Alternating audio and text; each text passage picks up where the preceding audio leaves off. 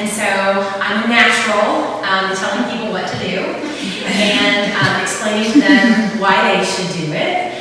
I've been bossy since I was born, and so I feel like real estate is the perfect place for me.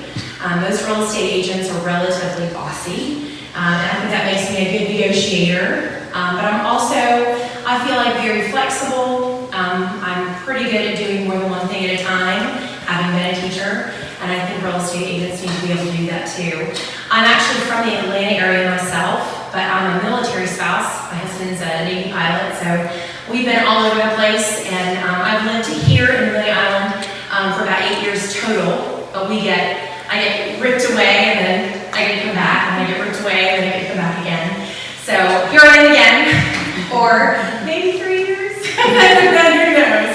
But I do really love my job, and the reason that I am a real estate agent is because of Jenny Schaefer. She saw that this is something that I needed to do, and she was absolutely 100% right, so I'm really thankful that she pushed me into this career, and again, I wish that I had started a long time ago. So I love what I do. I love helping people, and this is the job for anyone that loves to do that. So that's about it for us. But we're so happy that you guys came today. I hope that you'll walk away with a little more knowledge about the home buying experience. And with that, we'll just start with a very brief presentation on Home Buying 101 with your featured realtors tonight, Tonya and myself.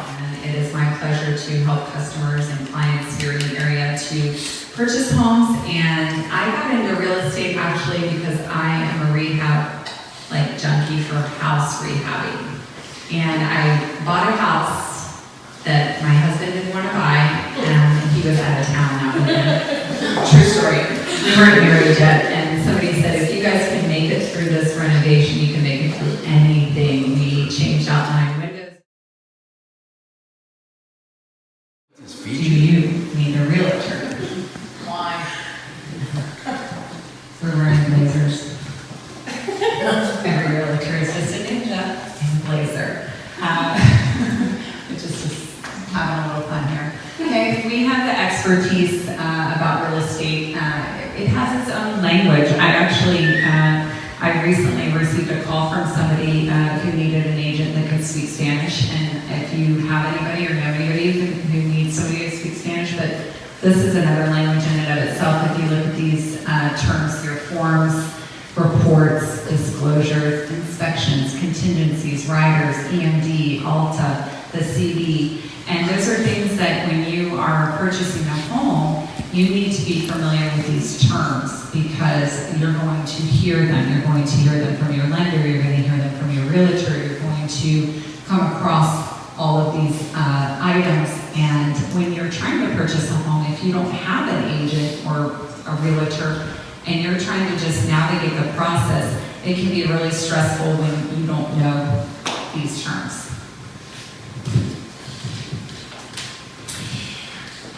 So often, we get calls from Zillow for homes that sold several weeks back, and people want to go see them. And we always say, okay, well, can we just set you up on a search for some homes in our local MLS? And they'll say, well, I'm searching on Trulia, or I get my listings on Realtor.com. Okay, but the one that you just sent me is several weeks old. If I set you up on my MLS, it will syndicate to all of those websites. But you're going to get it first if you're looking at the local MLS, because as soon as our local agents put it in, we all get it. And then you all get it if you're set up on that search. So it will syndicate to all of those websites as well. It will update to all of those websites as well, but we get it first. We also are aware of pocket listings or listings that are going to be coming on the market. Most realtors in Nassau County are on a lot of private Facebook pages. Hey, does anybody have something coming up in so-and-so, Amelia Dunes, or wherever it is? In the next 2 weeks, I've got somebody looking. We're constantly searching those places for our buyers that have a specific location that they want to be in. So we are aware of that oftentimes before it's even hit the market. And sometimes realtors will post pictures of houses that are going to be coming soon, so we can go ahead and let you know, hey, by the way, something else is about to hit the island, under $300,000. house.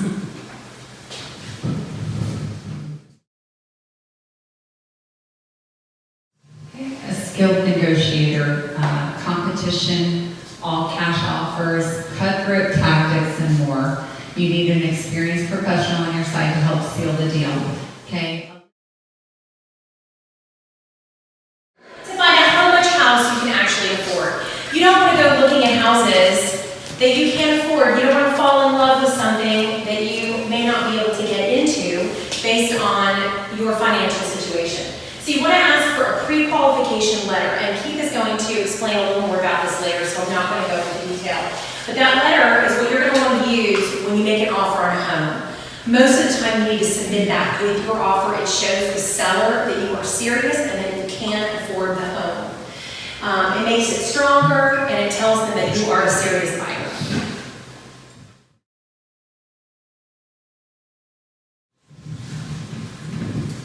And then you're going to meet with us.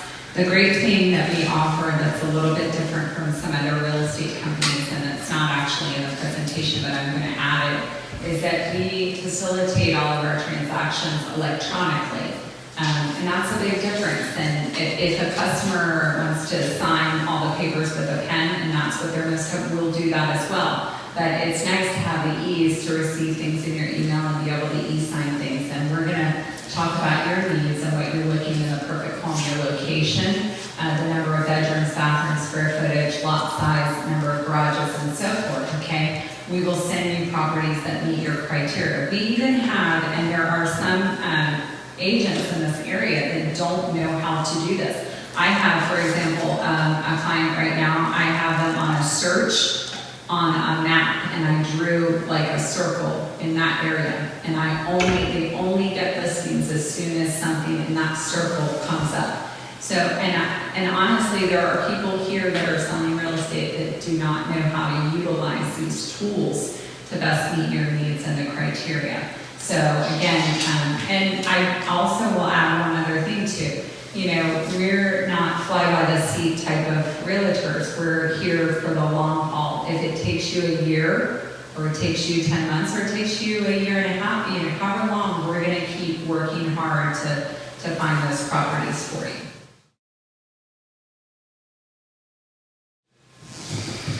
Obviously, the next thing, the fun part, is to tour your properties. So we sent you a gazillion properties. You know, in a month's time, you've seen 430 properties in your email, and you've loved 10 of them. 5 of them are still on the market. Hallelujah. So now you've decided you're going to go out and look at those 5 properties. So we're going to schedule those private tours for you for your availability. And the big thing is, when you're talking about your criteria, the more specific you can be, the better. Because you don't want 430 properties coming to your email. It's overwhelming. So when your agent says to you, can you give me a square footage? Be as specific as you can. Number of bedrooms, be as specific as you can. If you have to have a pool, tell us that, because that will narrow it down considerably. If you have a specific area on the island or off the island that you're looking for, again, be as specific as possible. We can draw these with wonky looking maps. It doesn't have to be a circle. I mean, we can make it look like any shape you want if there's a specific area you want to be in. Because you do not want to get inundated with emails with crazy numbers of properties that you don't even want to see. So just keep that in mind so that when you go to tour properties, you're not trying to tour, 1,000 properties in a month's time. And typically we try to do no more than, I would say 10 in a day is almost overwhelming. They start to run together. So just things to kind of keep in mind when you're touring properties.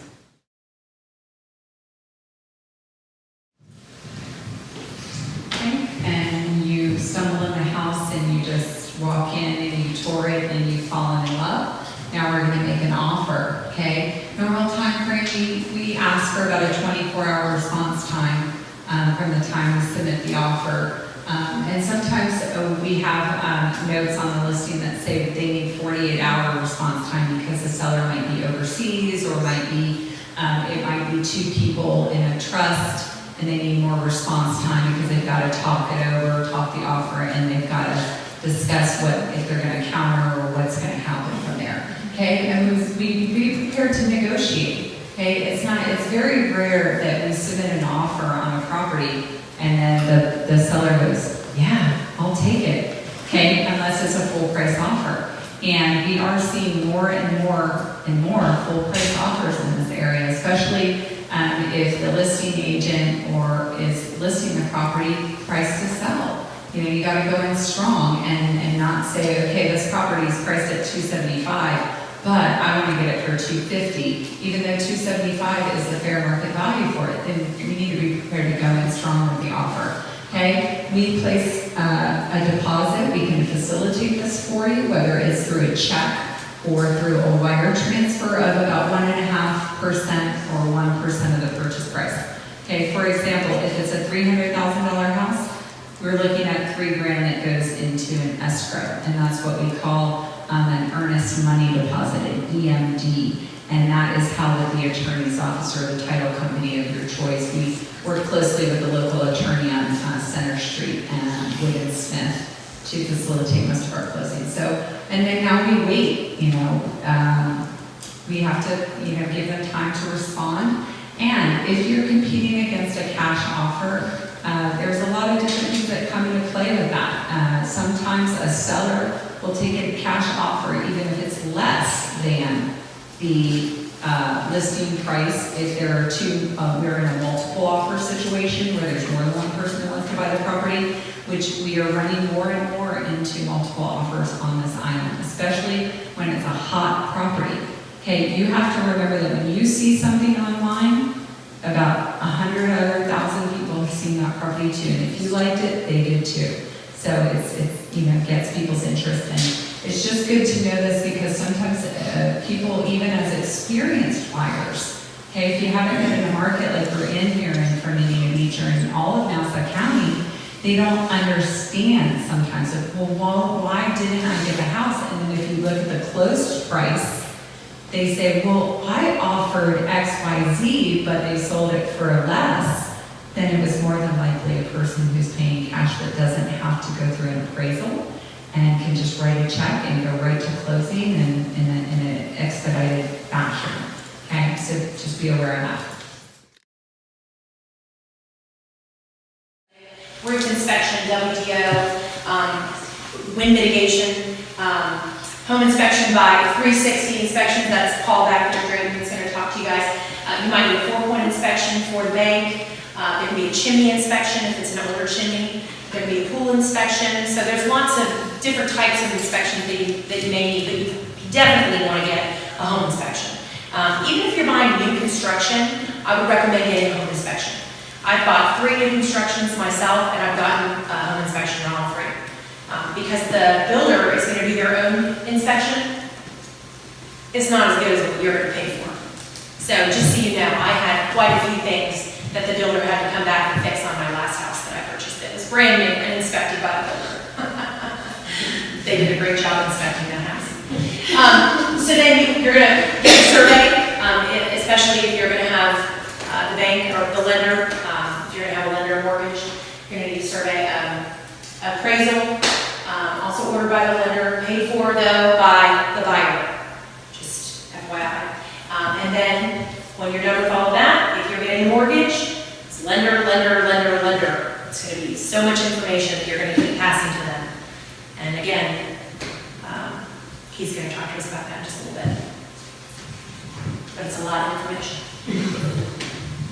We just joke with buyers and tell them you're going to want to know what color your underwear are, and what shoe size you wear, and your firstborn. So be prepared for that. Closing days upon us. Okay, 3 days prior to closing, you must have what we call the CD or the closing disclosure, which talks about what charges and fees are being charged, and you get to look at that and approve it and say, yes, this looks good. This is what I've discussed with my lender. Yes, this is the purchase price. Yes, this is how much money I put down as a deposit and so forth. Okay, and then we have a walkthrough.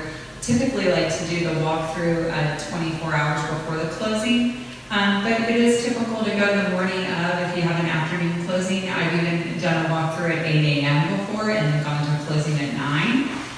And that can kind of bring people's stress levels up because really if something isn't right, and I did actually recently have a transaction where the microwave was broken, the over-the-range microwave, and at that time we had to last minute negotiate how much the seller was going to compensate the buyer and had to write a check so that they could get a new microwave. So those are things that we're looking for on a walkthrough, okay? We're also looking for, like, did they, were all the appliances included, and did they, like, take off with the appliances? I mean, that's not cool. We have to, rectify that. Okay, a clear to close is from the lender that says, yep, you're good to go. And something I noticed now that we're missing up here, we didn't really talk about the funds. Sometimes you have to do like a wire transfer if you're bringing other additional funds to the closing table. We'll provide you with the bank information where you can wire that money. And sometimes, again, while we're sitting at the closing table, it's like we're living in this technological world, and you like kind of sit there and say, okay, oh, it's there now. I have this vision of like, what's going on in cyberspace while we're waiting for that money to pop up. So it always appears though, no worries there. Sign the paperwork at the attorney's office or title company, and you get your keys. I do want to also mention the attorney's office aspect, because a lot of people think that, like, okay, I'm going to an attorney to handle my transaction. Well, you actually don't receive representation from an attorney. They're just facilitating the closing just like any other title company would. Unless you go in advance during the beginning of the transaction and you retain the attorney to advise you, and of course that would come with an additional fee. Okay, and it's normally not required, but if that would make you feel more comfortable, you could certainly talk to an attorney about representation. You'll get your keys, and congratulations, and that's that. Okay, now we got a little game. You've got your little yellow cards, okay? So get your cards out. Do this. Okay, so now we have a little guessing game. I'm going to throw up some things on the screen, and then you guys can answer. Even if you get it wrong, you can still put your card. This is just a participation game. I'm going to shake you. So you just put your card. Not yet, Tonya. They haven't done anything yet. Did everybody put one card in or all cards? Did you put all cards in? Oh, sorry. Tonya doesn't read the game. Rabbit. Can you give the cards back, Tonya?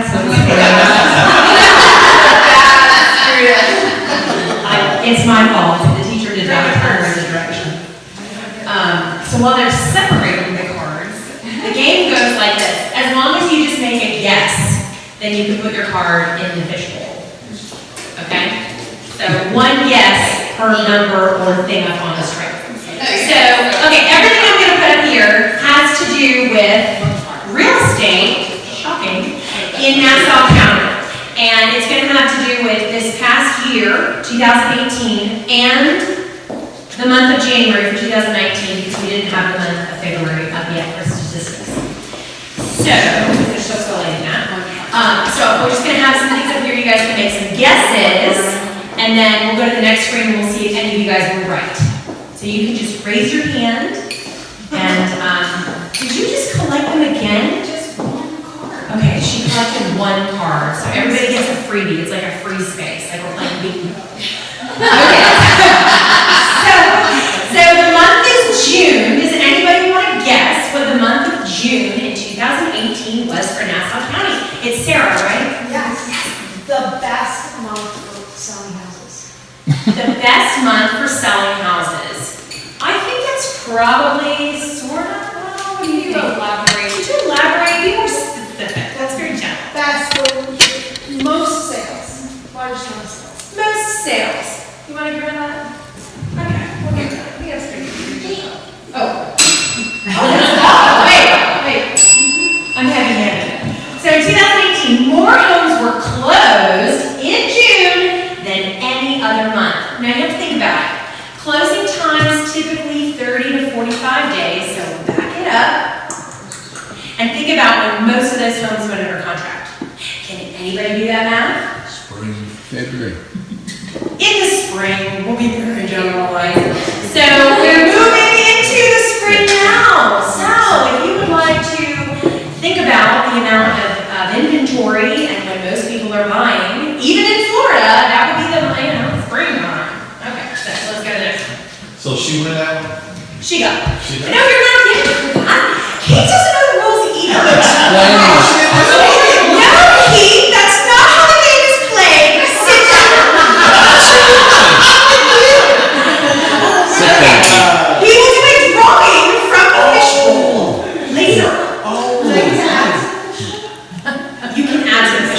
Yes, Sarah. Good job. That's what I knew.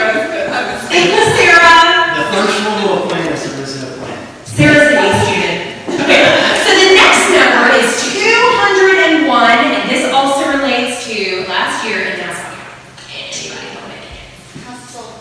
House is sold. House is sold. Houses sold Oh, in all of Nassau County in 2018. Man, we made no money last year. Do you want to elaborate? I'll let you have one possible elaboration.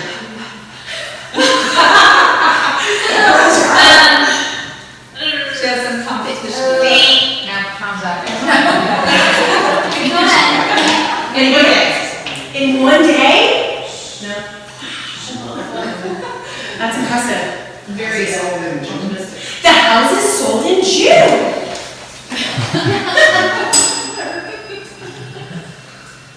Woo-hoo. That was part of the goal. Good job. So in June, 201 houses sold in that 1 month last year.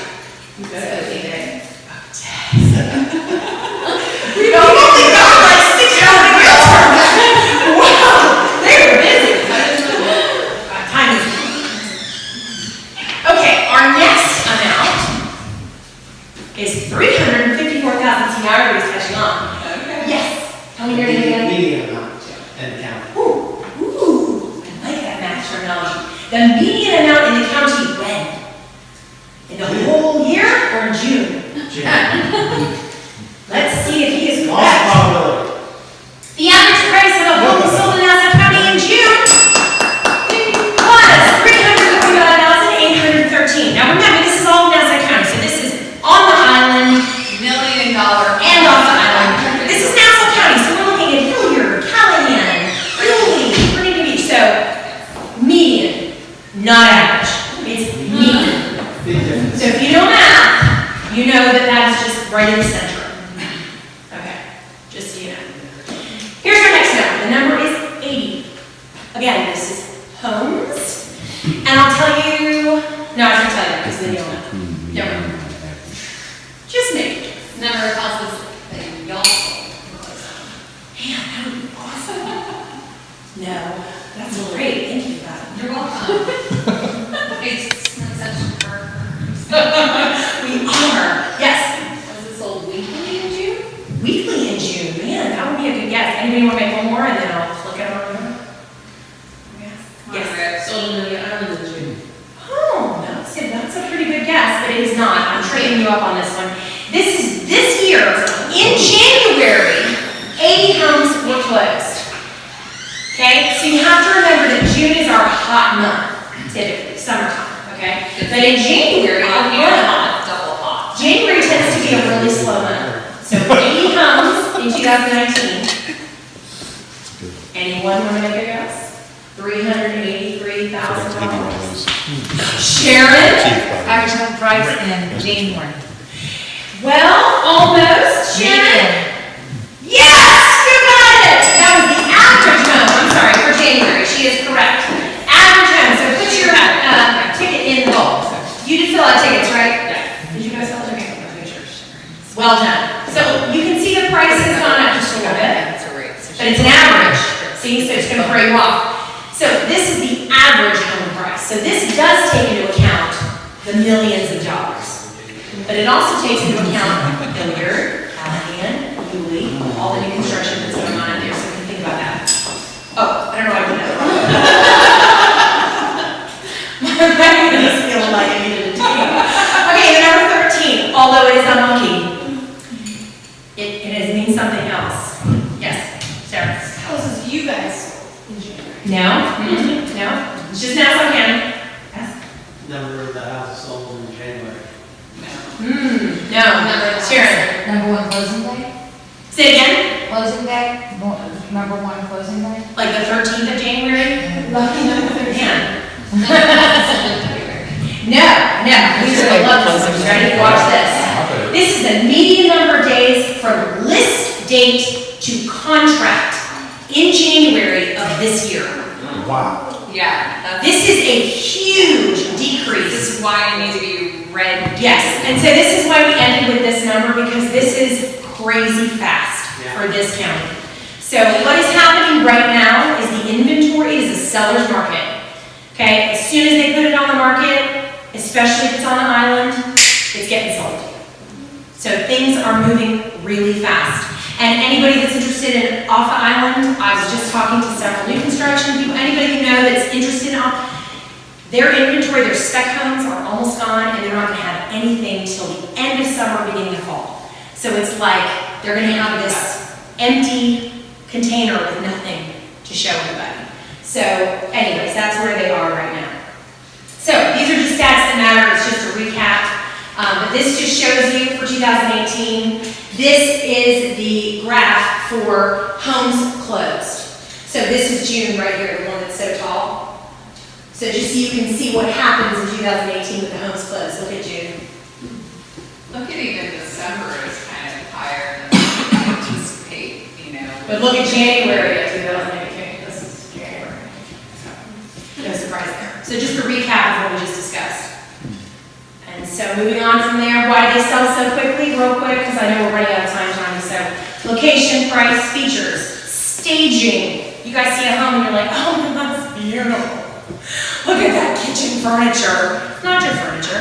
Who knows what it's going to look like with your furniture? With the grandma's old table. I don't know what it's going to look like. Marketing, you know, that the real estate agent, what they do to market it, where they put it online, whose Facebook they're putting it on. And then, of course, the right buyer, the right person finds it, the location they want it. All right, so 3 words to say: location, location, location. And real quick, we're just going to talk, Heath, and then it's yours. Just 2 listings we wanted to highlight why they sold so fast. This one's off island. I'm going to talk about this. Tonya can do the on island. It sold in 9 days. And really, it sold faster than this. This is what it's posted as 9 days. It actually sold faster than this, but it sold for the list price of $300K. It sold with a VA loan. They had the right buyer for this house. This actually was out in Heron Isles, which is typically a hard neighborhood to sell. This house was staged to perfection. Did you make these hot, or are they not hot? Can I click on it? Okay. It's okay. But the inside of this house, I mean, every room was perfection staged. It was just one of those homes you could just feel like you walk in and live in immediately. The location worked for the buyer that was buying his home. This is where they wanted to be. 3-car garage mattered to them. Yard mattered to them. It was just the right buyer, the location, the price, and it's beautiful. I mean, the pictures were fantastic. The marketing was perfect for this house. Anything else you wanted to add to this one? It's newer. Newer? Which, you know, makes a big difference. I had a buyer, actually a site agent of a new construction, and I just met with some people came from Atlanta, and they said to me while I was driving around, they go, I don't want to buy a new house because I don't want to overpay. I don't want to pay the builder's price. Well, let me tell you right now, there's a lot of advantages of paying the builder's price because the builder has to sell these homes. So even if inventory is low for a new construction home, there can be a lot of advantage such as insurance can be less. And here's a fun fact, Courtney and I both know this because ironically, after being so into rehabbing, I live in a house that's about 3 years old. You pay taxes on the land the first year. Yeah. So my tax bill was about $800 the first year.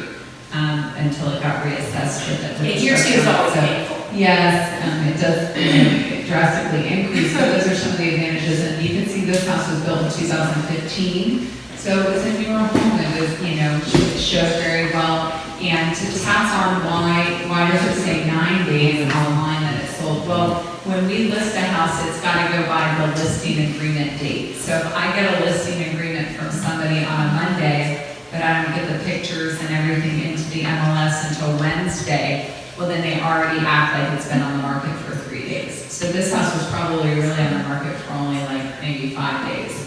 And I actually had the opportunity to tour this house and was very lucky. And then so the final this is an on-island house. This house sold in 5 days, had multiple offers. This is a block away from the beach. And it's a beautiful house. The kitchen was updated, it had updated floors. Even though the year built, it was 2001, it was in a great location. So this just goes back, just showing that, and if you look at the list price was $379 and the final price was $391. So this is something that even went over asking price. lot of interest. This is what we would consider a very hot property. And these are things to consider too as you buy property, about location, about my first house that I bought, that everybody was like, you're gonna buy that house. I bought it on location. It's a walkable house to downtown, and I still own the house today. So I feel like that's something to take into consideration. If you're thinking about selling, most first-time homebuyers only stay in the house for the first 5 years. I sold a house last year to first-time homebuyers. They were in their 20s, and I said, you're gonna live here for a few years, and then you turn this into a rental property. Create some income for yourself and build wealth. So here are the recap for becoming a homeowner. For those of you that have not been a homeowner before, or for those of you that are homeowners, just to remind you of what you did or what you're going to need to do in the future when you want to own another home. Get pre-qualified, contact your realtor, of course Tonya or myself, no others will do. Determine your criteria, find your perfect home. No home is perfect, but it is perfect for you. Make a strong offer, emphasis on the strong. Make sure you do your due diligence, super important.